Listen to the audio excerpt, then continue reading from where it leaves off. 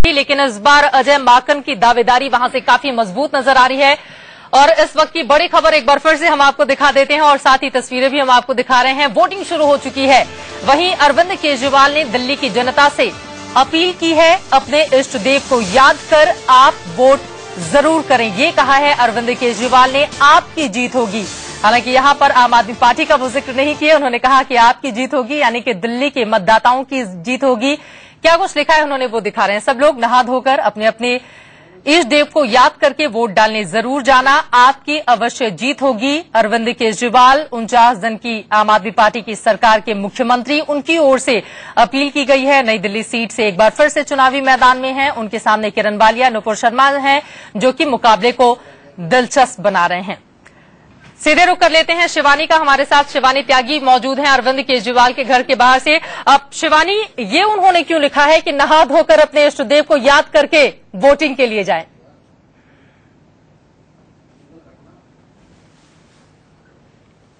केजरीवाल के इस तरीके के जो ट्वीट आया है, इससे एक बात तो तय है कि उनकी रात की नींद उड़ी हुई है, उन्हें चैन से नींद नहीं आई है। अब वो चाहते हैं कि जल्दी से जल्दी जो चुनाव प्रक्रिया जो है, वोट शुरू हो, लोग ज्यादा से ज्यादा तादाद में आए और जल्दी से जल्दी नतीजे घोषित हो। क्योंकि जिस तरीके के रुझानों की बात वो लगातार कर रहे हैं, कहीं ना कहीं माहौल आम आदमी पार्टी के साथ है, फेवर में दिखाई देता है। लेकिन बीजेपी से भी वो खासे सतर्क दिखाई दे रहे हैं। तभी माना यही जा रहा है कि वो हर ईवीएम मशीन या यूं कहीं हर पोलिंग सेंटर में जाने की कोशिश करेंगे। ईवीएम मशीन का मुद्दा वो लगातार उठाते रहे, तो कहीं ना कहीं लोगों पे अब पूरा विश्वास जताने की कोशिश की जा रही है। और भगवान, जो लोग वोट नहीं डालते उन्हें भी कहीं ना कहीं इस तरीके से मनाने की कोशिश की जा रही है कि ज्यादा से ज्यादा तादाद में जाएं और आम आदमी पार्टी के लिए जो फैसला उन्होंने सोचा है वो उनके हक में उन्हें सुनाया जाए। बिल्कुल। हालांकि कल जब भगवान की बात अरविंद केजरीवाल ने अपने ट्वीट में की थी, खुद की तुलना पांडवों से और कौरवों की तुलना कर दी थी बीजेपी से, जिसके बाद जमकर बवाल भी मचा था। लेकिन आज उन्होंने लोगों से वोट डालने की अपील की है। सुबह सुबह ट्वीट किया गया अरविंद केजरीवाल की ओर से। वहीं ये पोलिंग स्टेशन की तस्वीर हम आपको दिखा रहे हैं, जहां पर लंबी कतारें अपने आप में ये संकेत देती हुई कि दिल्ली की जनता बहुत ज्यादा उत्साहित है मतदान को लेकर। और माना यही जा रहा है कि इस बार वो तमाम रिकॉर्ड टूटने वाले हैं मतदान को लेकर, जो पिछले कई बार से बने हैं। हमारे साथ कांग्रेस पार्टी के नेता मीम अफजल साहब भी जुड़ चुके हैं। इस वक्त उनका भी हम रुख करेंगे। और स्टूडियो में हमारे साथ हमारे एडिटर इन चीफ दीपक चौरसिया जुड़ चुके हैं। दीपक जी, सबसे पहले आपसे ही सवाल। अरविंद केजरीवाल ने कहा है कि नहा धोकर इष्ट देव को याद करके वोटिंग के लिए जाएं और आपकी जीत जरूर होगी। क्या दर्शाने की कोशिश है? अरविंद चाहते हैं कि लोग अच्छे मन से जाएं, नहा धो लें, इष्ट देव को याद कर लें, क्योंकि उनको लगता है कि इष्ट देव को याद करेंगे तो सबको सम्मति मिलेगी और सबको जब सम्मति मिलेगी तो ये आपको वोट करेंगे। वैसे ये उनकी खैर ख्वाली भी हो सकती है, वो उसके बाद बीजेपी या कांग्रेस को भी वोट दे सकते हैं। लेकिन मेरा कहना सिर्फ इतना है चित्रा, कि लोग जो भी करें अपने मतदान का इस्तेमाल जरूर करें, चाहे नहाएं, चाहे धोएं, चाहे नहीं नहाएं, चाहे नहीं धोएं, लेकिन वोट करने जरूर जाएं। और जब वोट करें तो ये ध्यान रखें कि कौन उनके लिए सबसे बेहतर उम्मीदवार हो सकता है और उसके लिए वोट जरूर करें। और मेरा ये मानना है कि दिल्ली को इस बार मतदान के सारे रिकॉर्ड तोड़ना चाहिए और इस बार एक रिकॉर्ड परसेंटेज में मतदान करना चाहिए। जीत किसकी भी हो, लेकिन अंततः जनतंत्र की जीत होनी चाहिए, क्योंकि दिल्ली मतदान के मामलों में कहीं ना कहीं दूसरे राज्यों के से जाकर पिछड़ जाता है। और मैं नहीं चाहता कि दिल्ली एक पिछड़ा हुआ राज्य माना जाए मतदान के संदर्भ में। और मैं यही कहूंगा कि अधिक से अधिक संख्या में जाकर मतदान करें, नहा धोकर करें तो बहुत अच्छा होगा। बिल्कुल, लोकतंत्र की सबसे बड़ी ताकत यही है मतदाताओं की, कि वो अपने मताधिकार का प्रयोग जरूर करें। लेकिन मीम अफजल साहब का मैं रुख कर लेती हूँ। मीम अफजल साहब, चूंकि अब मतदान शुरू हो चुका है, तो ये बताइए कांग्रेस पार्टी अब अपने आप को कहां पा रही है दिल्ली में?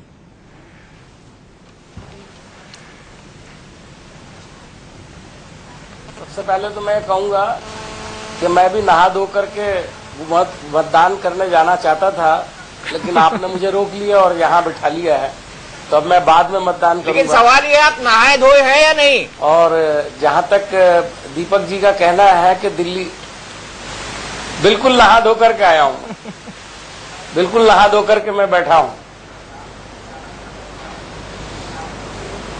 तो मैं ये कह रहा हूँ कि अभी दीपक जी कह रहे थे कि शायद परसेंटेज दिल्ली का कम होता है, ये बात सही है, लेकिन इस बार जो जोश और उत्साह है आम लोगों के अंदर, और दूसरे आप मीडिया के तमाम लोग रोजाना अपील कर रहे हैं, उससे भी बड़ा असर पड़ा है पिछले चुनाव में भी और अब भी।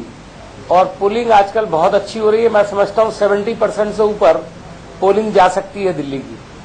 70% से ऊपर जा सकती है, और अगर ऐसा होता है तो 1972 में जो 68.86 का रिकॉर्ड बना था वो टूट जाएगा। लेकिन मीम अफजल जी, सवाल वही है, कांग्रेस की चिंता तो बहुत है क्योंकि पिछली बार आपकी 8 सीटें थीं, इस बार तो उससे भी कम माना जा रहा है। अपने आप को कांग्रेस पार्टी पा कहां रही है दिल्ली के चुनाव में? और चित्रा, मैं एक बात यहां पर और जोड़ दूं कि लोकसभा चुनाव में मात्र 15% वोट मिले थे, जो कि 2013 के जो विधानसभा चुनाव थे उससे 10% कम थे, जहां पर आपको 24.55% वोट मिले थे।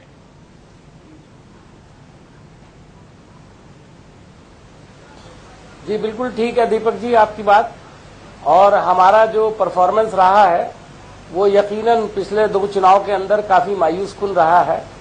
लेकिन आपने कहा कि चिंता की बात, तो चिंता जब अब केजरीवाल जी को भी है तो हमें भी होगी यकीनन। लेकिन हम पूरे दम ठोक करके मैदान में उतरे थे, हमने अच्छा कैंपेन किया है, दिल्ली वालों को समझाने की कोशिश की है कि हमने अच्छा काम किया है, और हमारे पुराने कामों को देख करके और हमारे नए प्रोग्राम को देख करके हमें बड़ी अच्छी उम्मीद है। नहीं, केजरीवाल तो लिख कर दे चुके हैं साहब, शर्त लगा चुके हैं मुझसे डिनर की।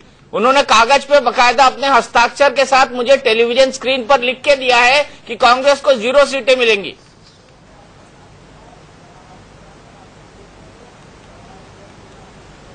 अगर हमको 0 सीट मिली तो मैं सियासत छोड़ दूंगा और आपको डिनर भी कराऊंगा।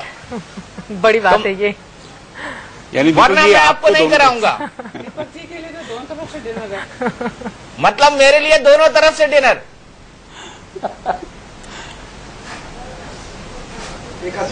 जी चलिए, आप तो मीडिया वाले हैं, आपके तो कहना चाहिए ना कि सब तरफ जो है आपकी डिमांड रहती है। देखिए, मीडिया वाले बड़े एक्सपर्ट हैं, नमक सबका खाते हैं, लेकिन नमक फिर जनता के लिए ही बजाते हैं। बिल्कुल। एक और खुशी की बात यह है कि पहले तो अरविंद जी ने इसको बैन कर रखा था, इंडिया न्यूज को, और वो बढ़ चढ़ के सबसे पहले इंडिया न्यूज को ही देते हैं इंटरव्यू। कहीं ना कहीं उनके दिमाग में भी चेंज आया है। नहीं, अच्छी बात है, अच्छी बात है, अच्छी बात। मैं उनको समझाता रहता था पहले, किसी चैनल को बैन मत करो, सब में जाओ, सब में अपनी बात रखो। फिरोज बख्श साहब, आप तो आम आदमी पार्टी में ही रहे हैं, चलिए जो चेंज आया है उस पर हम आएंगे, लेकिन उसके पहले दीपिका शर्मा जी, आपसे मेरा ये सवाल है, आप यहाँ पर सबकी चिंताएं बढ़ी हुई हैं, लेकिन सबसे ज्यादा नींद अगर किसी की उड़ी हुई है तो वो है अमित शाह। रात के 2-2 बजे तक बैठक कर रहे हैं। चित्रा जी, जैसे मैंने अभी प्रोग्राम में कहा है, ये उनकी कार्यशैली है और देर रात तक वो काम करते हैं। कल रात कोई खास रात, पहली रात नहीं थी। मैम, आप अपनी बात पूरी करें, उसके पहले ये तस्वीरें हम आपको दिखा देते हैं। सौरभ भारद्वाज, जो कि ग्रेटर कैलाश से आम आदमी पार्टी के उम्मीदवार हैं, वो वोट कास्ट करने के लिए पहुंचे हैं। दीपक जी, आपको जोड़ना चाह रहे थे। यहाँ पर चित्रा में बताना चाहूंगा कि सौरभ भारद्वाज हैं, उनका जो मुकाबला है वो शर्मिष्ठा मुखर्जी से, और ये इस सीट पर चित्तरंजन पार्क भी आता है, जहां पर बहुत सी संख्या में जो है उसको एक तरह से कोलकाता, मिनी कोलकाता कहा जाता है चित्तरंजन पार्क को, और शर्मिष्ठा मुखर्जी को इस इलाके से काफी उम्मीदें हैं। लेकिन सौरभ भारद्वाज ने एक अच्छा कनेक्ट बनाया है वहां के लोगों के साथ। वो कॉलोनी में न केवल घूमते हैं बल्कि लोगों से बातें करते हुए दिखे जाते हैं, हिंदी अंग्रेजी के मास्टर हैं, बड़े लोगों से मिलते हुए देखे जाते हैं। तो एक अच्छा कनेक्ट स्थापित किया है, और वही कनेक्ट स्थापित करने की कोशिश शर्मिष्ठा मुखर्जी ने भी की है। डोर टू डोर कैंपेन भी उन्होंने वहां किया है, लेकिन जो बीजेपी के कैंडिडेट हैं उनका उतना कनेक्ट वहां पर अभी तक नहीं बन पाया है। ये मैंने खुद व्यक्तिगत तौर पर वहां पर महसूस किया है। बीजेपी के जो कैंडिडेट है राकेश गुलिया मैदान में है, और अभी तक अपेक्षाकृत वो उस कनेक्ट को वहां पर मिडिल क्लास सोसाइटी ज्यादातर है, middle class, higher middle class और अपर मिडिल क्लास, कुछ झुग्गी बस्ती का भी इलाका आता है, लेकिन कॉन्टेस्ट वहां पर बेहद दिलचस्प देखने को मिल रहा है। आपने कोलकाता का जिक्र किया, ममता बनर्जी ने आपके पक्ष में मतदान की अपील की है, इसका कुछ असर दिखेगा क्या इस सीट पर? मुझे नहीं लगता, क्योंकि दिल्ली के मुद्दे दूसरे हैं, दिल्ली का जो मिजाज है वो पूरी तरह से दूसरा है, और वहां की जो कम्युनिटी है वो बहुत ज्यादा लेफ्ट या राइट या सेंट्रल की राजनीति से प्रभावित नहीं होती है, स्थानीय मुद्दों से और स्थानीय पॉलिटिक्स से वो बहुत ज्यादा प्रभावित होती है, मुझे कम से कम ऐसा लगता है। और आम आदमी पार्टी ने पिछले दिनों काफी वहां पर काम किया है। वैसे वो गढ़ बीजेपी का रहा है, पूरी तरह से बीजेपी का गढ़ रहा है, लेकिन सौरभ भारद्वाज ने पिछली बार उस गढ़ को ढहाया था। विजय कुमार मल्होत्रा के नाम से पूरी की पूरी सीट जानी जाती थी, जहां पिछली बार उनके बेटे लड़े थे। बिल्कुल, पिछली बार उनके बेटे लड़े थे और ये तस्वीरें हम किरण बेदी की दिखा रहे हैं अपने घर के बाहर जब वो निकली, पूरी तरह से खुद को आत्मविश्वास से लबरेज दिखाती हुई सबका हाथ जोड़कर अभिवादन उन्होंने स्वीकार किया। वहां पर मौजूद लोगों से भी बातचीत की। कुछ ही देर में कृष्णानगर वो पहुंचेंगी जहां से बीजेपी के उम्मीदवार हैं और खुद वोट को नहीं डालेंगी, नहीं वोट डालेंगी, लेकिन कृष्णानगर बाद में जाएंगी, पहले वोट डालेंगी। संजय शर्मा हमारे सहयोगी बता रहे थे। लेकिन यहां पर दीपिका जी आप अपनी बात पूरी कर लें। चिंताएं तो वास्तव में सबसे ज्यादा अगर किसी की बढ़ी है तो वो है बीजेपी। बिल्कुल, कहीं चित्रा जी चिंता का कोई विषय नहीं है। Bharatiya Janata party completely confident है। जिस प्रकार से हमने विकास का मुद्दा दिया है, जिस प्रकार से हमारी केंद्र में सरकार है और 8 महीने से जो आप देखेंगे कि देश की छवि जिस प्रकार से अंतर्राष्ट्रीय मार्केट में उठी है, जिस प्रकार से एक यूपीए सरकार में जो एक पॉलिसी पैरालिसिस था, एक किस्म से था कि ये सरकार तो है ही नहीं, और जिस प्रकार से देश में जो आर्थिक हालत हमारी बिगड़ी थी और जिस प्रकार से यहां तक देश पहुंच चुका था कि हमारे पड़ोसी देश भी, कमजोर देश भी हम पे आंख उठाते थे। मैं समझती हूं कि जो हमारी उन्होंने आंख उठाना बंद कर दिया क्या? नहीं दीपक जी, ऐसा है कि आंख तो छोटे से छोटा दुश्मन भी उठाता है, परंतु जिस प्रकार से उनको वापस जवाब दिया जा रहा है, जिस प्रकार से बड़े बड़े 53 बार सीज फायर का वायलेशन कर चुका है पाकिस्तान, हमने क्या कर दिया अभी तक? दीपक जी, ऐसा है कि अगर पाकिस्तान सीज फायर का वायलेशन करता है, हम उनको मुंह तोड़ जवाब दे रहे हैं। बस जिस प्रकार जबान से ही जवाब दे रहे हैं। नहीं दीपक जी, जिस प्रकार से विश्व के बड़े बड़े राष्ट्र और उनके नेता, चाहे वो अमेरिका हो, चाहे वो चाइना हो, चाहे वो जापान हो, चाहे ऑस्ट्रेलिया हो, जिस प्रकार से वो भारत की तारीफ कर रहे हैं, भारत में निवेश करना चाहते हैं, भारत के साथ मित्रता करना चाहते हैं। अभी तक दीपिका जी निवेश किया तो नहीं ना। और बराक ओबामा का हालिया बयान, दीपक जी बराक कहकर मोदी संबोधित कर रहे थे, वही बराक ओबामा ने हाल ही में बयान दिया है 2 दिन पहले कि धार्मिक असहिष्णुता का केंद्र बन गया है भारत, और अगर गांधी जी होते तो वो दुखी होते। चित्रा जी, उनका कंटेक्स्ट बिल्कुल अलग था, उनका कंटेक्स्ट बिल्कुल अलग था। मैं आपको याद दिलाना चाहूंगी, मतलब मोदी जी बराक को समझा नहीं पाए भारत क्या है। जिस ऑडियंस के सामने ओबामा जी ने यह बयान दिया था, वहां दलाई लामा भी बैठे हुए थे, और मैं कहती हूं कि भारत की विजिट के बाद वो सऊदी अरेबिया गए, जो कि बहुत ही कट्टर देश माना जाता है। ओबामा जी अमेरिका में भी, वहां पे बहुत कट्टरवादी लोग हैं। ऐसी कोई बड़ी बात नहीं है कि वो मोदी जी के ऊपर या भारतीय जनता पार्टी के ऊपर कोई सवालिया निशान था। उन्होंने एक जनरल बात करी और उन्होंने मैडम, भारतीय जनता पार्टी और मोदी जी से ऊपर देश है। उन्होंने देश के ऊपर सवालिया निशान उठाया है। दीपक जी, हमारी पार्टी ये मानती है कि देश क्या मानता है मैडम, सवाल ये है देश क्या मानता है, पार्टी क्या मानती है, सवाल नहीं है। दीपक जी, छोटी सी टिप्पणी कर लूं, एक सेंटेंस की। हमारी दीपिका एक सेकंड, मैं कहना चाहूंगा, सुनिए, मैं कहना चाहूंगा और आप ये कन्वे कर दीजिए, कन्वे हो जाएगा इस चैनल से। अमेरिका किसी का दोस्त नहीं है, ना हिंदुस्तान का ना पाकिस्तान का, वो सिर्फ अपना दोस्त है। ये बात हमें अच्छी तरह से समझ लेनी चाहिए। फिरोज साहब, देखिए हमारी पार्टी, हमारी सरकार ये मानती है कि जो हमारे मित्र हैं वो हमारे मित्र हैं। जो उनके बयान है वो इस प्रकार से ना देखे जाएं कि वो भारत के ऊपर टिप्पणी है या किसी, उन्होंने महात्मा गांधी जी का नहीं, देखिए महात्मा गांधी को, देखिए ऐसा है, विश्व के नेता, जितने भी विश्व के बड़े नेता होते हैं, और महात्मा गांधी आज जिंदा होते हैं, अनेक राष्ट्रों में टिप्पणी करते हैं। महात्मा गांधी सबसे पहले बराक ओबामा को लेकर वाहवाही लूटी गई, इसी वजह से सामने आ गया था। लौटी हूं दीपिका जी और फिरोजी आपके पास, लेकिन उसके ठीक पहले राम माधव कुछ कह रहे हैं, वो सुन लेते हैं। में आकर अपने मत का अधिकार का प्रयोग करे, वोट के अधिकार का प्रयोग करे, और हमने वाहवाही लूटी गई, इसी वजह से सामने आ गया था। लौटी हूं दीपिका जी और फिरोजी आपके पास, लेकिन उसके ठीक पहले राम माधव कुछ कह रहे हैं, वो सुन लेते हैं। में आकर अपने मत का अधिकार का प्रयोग करे, वोट के अधिकार का प्रयोग करे, और हमने दिल्ली की जनता के लिए एक अच्छा नेतृत्व दिया, अच्छा एजेंडा दिया, विकास का अच्छा वायदा हमने दिल्ली की जनता के सामने रखी है। आज देश अच्छे नेतृत्व के हाथों सुरक्षित है, दिल्ली को भी उसी तरह अच्छे नेतृत्व के हाथों सुरक्षित रखना बहुत जरूरी है। दिल्ली के विकास के लिए इस चुनाव को अच्छी तरह प्रयोग करे जनता, ऐसा हमारा अपील है। राम माधव को आप सुन रहे थे दिल्ली की जनता से वोट करने की अपील के साथ ही इस बात की गुहार लगाते हुए कि बीजेपी की स्थिति ज्यादा अच्छी है। लेकिन यहां पर दीपक जी सबसे बड़ा सवाल यही है, अपने आप को कितने भी बीजेपी के नेता कॉन्फिडेंट दिखाने की कोशिश कर रहे हों, लेकिन सच्चाई यही है कि बीजेपी अपने आप को लोकसभा चुनावों के बाद बाकी की 4 स्टेट में जितना मजबूत पाती थी, वहां कम से कम राजधानी दिल्ली को लेकर वो कॉन्फिडेंट नहीं है। जी हाँ, जन्नत की हकीकत सबको पता है। जन्नत की हकीकत ये है कि भारतीय जनता पार्टी ने इन चुनाव के अंदर कदम कदम पर गलती की है। उन गलती का हम विस्तार से विश्लेषण करेंगे। मैं ये नहीं कहना चाहूंगा कि भारतीय जनता पार्टी पूरी तरह से टूट गई है या मजबूर हो गई है, लेकिन भारतीय जनता पार्टी एक अच्छा और कड़ा, जिसको कहेंगे हम अंग्रेजी में नेक टू नेक मुकाबला जरूर दे रही है। लेकिन बीजेपी को ये भी नहीं कह सकते कि बीजेपी एक केक वॉक की पोजीशन में जा रही है, एक स्ट्रेट फाइट लड़ रही है और बीजेपी के कंपटीशन में यहाँ पे कोई नहीं खड़ा दिखाई दे रहा है। जैसा कि हमको लोकसभा चुनाव में दिख रहा था, वहां पर 60 सीट्स में भारतीय जनता पार्टी सीधे सीधे आगे निकल गई थी। 7 की 7 पार्लियामेंट्री कॉन्स्टिट्यूएंसी उसने जीती थी। उस पोजीशन में फिलहाल भारतीय जनता पार्टी को नहीं कहा जा सकता। जिस 60+ की बात अमित शाह कह रहे थे, उस पोजीशन में फिलहाल भारतीय जनता पार्टी नहीं दिखाई देती है। कड़ा मुकाबला दे रही है आम आदमी पार्टी। आम आदमी पार्टी एक बड़ी मुसीबत बनकर बीजेपी के लिए दिल्ली में सामने आ गई है। निर्माण भवन का रुख करते हैं, राकेश सिंह हमारे सहयोगी जुड़े हुए हैं। राकेश, वहां पर भी वोटिंग शुरू हो चुकी है, लोगों में कितना उत्साह नजर आ रहा है इस समय?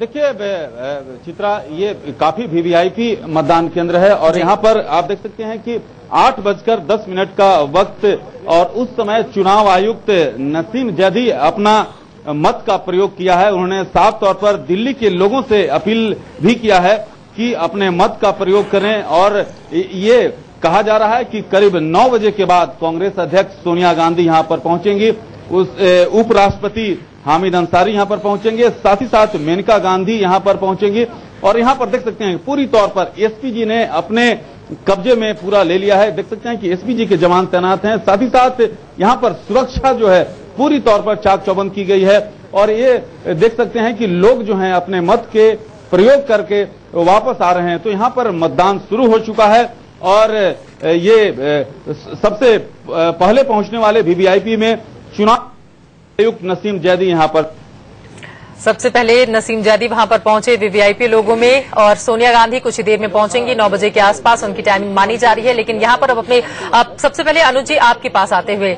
अब दिलचस्प ये मुकाबला इस बार का और 1 साल के बाद मौका मिला है दिल्ली की जनता को अपना नया मुख्यमंत्री चुनने का, और क्या कुछ खास आपको दिखाई दे रहा है? देखिए, लोकसभा चुनाव के साथ जो मोदी का रथ चालू हुआ था वो 5वें राज्य में दिल्ली में आया है। जी, आप अपनी बात पूरी करें। आशीष खेतान आम आदमी पार्टी के नेता अपने मताधिकार का प्रयोग करने के लिए पहुंचे हैं। वोटर आईडी कार्ड वो दिखाते हुए कुछ ही देर में वो मतदान प्रक्रिया का हिस्सा बनेंगे, मतदान करेंगे। अपनी बात पूरी करें। जी हाँ, और मोदी साहब ने केंद्र में सरकार बनाने के बाद राज्यसभा में चूंकि अल्पमत में है भाजपा का, इसलिए राज्यों में भी भाजपा की सरकार बने। इसके साथ साथ जो भी वो नीतियां बना रहे हैं या बनाएंगे उनका इम्प्लीमेंटेशन राज्यों में होना है और वहां कोई दिक्कत ना आए। सरकार निश्चित रूप से बनेगी। क्या लग रहा है जिस तरह से ये जो सर्वे कुछ आए हैं सतीश जी, जिसमें आम आदमी पार्टी को आगे दिखाया जा रहा है और बीजेपी को बैकवर्ड, तो क्या लग रहा है आपको, क्या वजह हो सकती है, आप इसको मान रहे हैं? मुझे लगता है कि ये देखिए, ये सर्वे अलग अलग तरह के हैं, कोई सर्वे एक ही तरह के नहीं है और सर्वे हमेशा आते रहते हैं। आज आपका एग्जिट पोल भी आएगा और उस सर्वे में अलग भारतीय जनता पार्टी को लगातार शुरू से बढ़त दिखाते रहे हैं, लेकिन और सर्वे ऐसे हैं जिसमें कुछ लोगों ने आम आदमी पार्टी को आगे दिखाया है। लेकिन दिल्ली की जनता भारतीय जनता पार्टी के साथ है। पार्लियामेंट के चुनाव में 7 सीटें भारतीय जनता पार्टी को मिली थी और इसलिए इस चुनाव में भी निश्चित रूप से भारतीय जनता पार्टी का ही कमल खिलेगा। Thank you. अनुज जी, ये सवाल मैं ले लेती हूँ, वास्तव में कमल खिलेगा क्या? सतीश उपाध्याय की मैं वही कह रहा था कि मोदी जी का रथ जो राज्यों से गुजरते हुए राज्यसभा तक जाना चाहता है, उसके लिए दिल्ली का ये चुनाव बहुत महत्वपूर्ण है।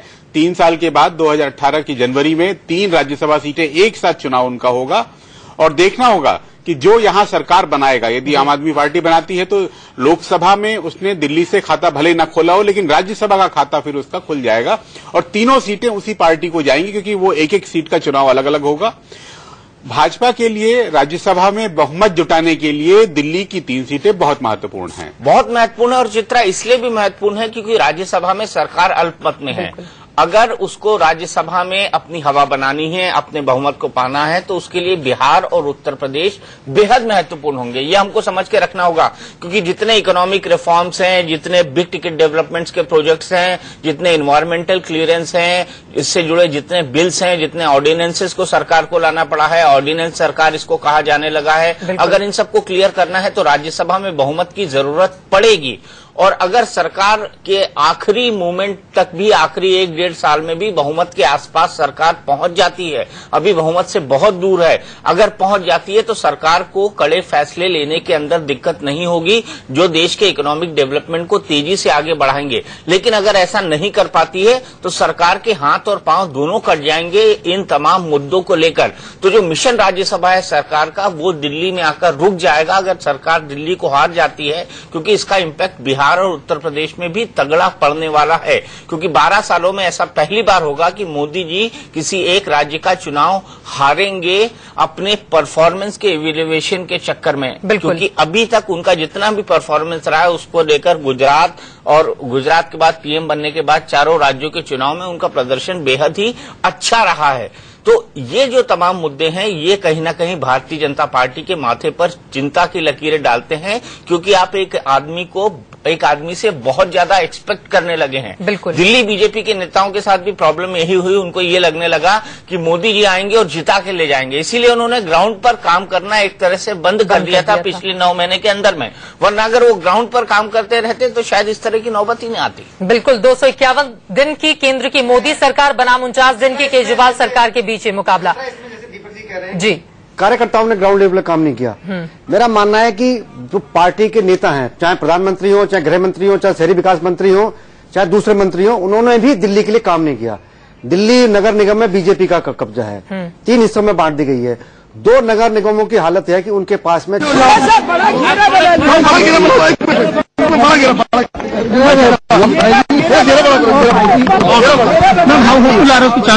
BJP chances winning the election. 1 minute, 1 minute. I don't want to be pushed. ये मुझे पुश मत कोई करे, कोई पुश। 1 मिनट। आज बहुत ऐतिहासिक दिन है। आज हर दिल्ली वासी ने फैसला करना है कैसी दिल्ली उसको चाहिए। कैसी दिल्ली? सुरक्षित दिल्ली, महिलाओं के लिए सुरक्षित दिल्ली, जहां हर महिला का सम्मान परिवार का सम्मान समझा जाए, जहां हर महिला का सम्मान समाज का सम्मान समझा जाए, हर महिला का सम्मान, हर महिला की सुरक्षा देश का सम्मान समझा जाए। आज दिल्लीइट्स को फैसला करना है उनको कैसी दिल्ली चाहिए।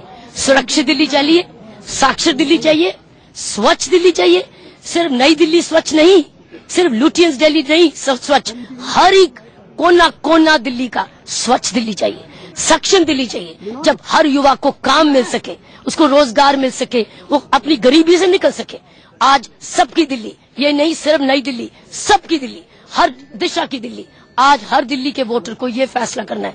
मुझे ये अपील करनी है कि प्लीज निकल के आइए। ये आपका दिन है, ये आप सबका दिन है, ये हमारा वोटिंग का डे है, ये हमारी दिल्ली, हमारी डेमोक्रेसी का दिन है। सुरक्षित दिल्ली, स्वच्छ दिल्ली, साक्षर दिल्ली, सक्षम दिल्ली, सबकी दिल्ली, स्वस्थ दिल्ली, ऐसी दिल्ली, ऐसी दिल्ली। आज फैसला हमारा ये भाग्य का है। कैसी दिल्ली चाहते हैं? सम्मानित दिल्ली, जहां हर महिला को सम्मान मिले और उसका सम्मान परिवार का सम्मान समझा जाए, उसका सम्मान भारत देश का सम्मान समझा जाए, उसका सम्मान मुले का जिक्र करते हुए किरण बेदी दिखाई दे रही थी। उदय पार्क की लाइव तस्वीरें, अपने वोटिंग के लिए वो पहुंची हुई हैं। फिलहाल एक छोटे से ब्रेक के लिए हम रुकेंगे।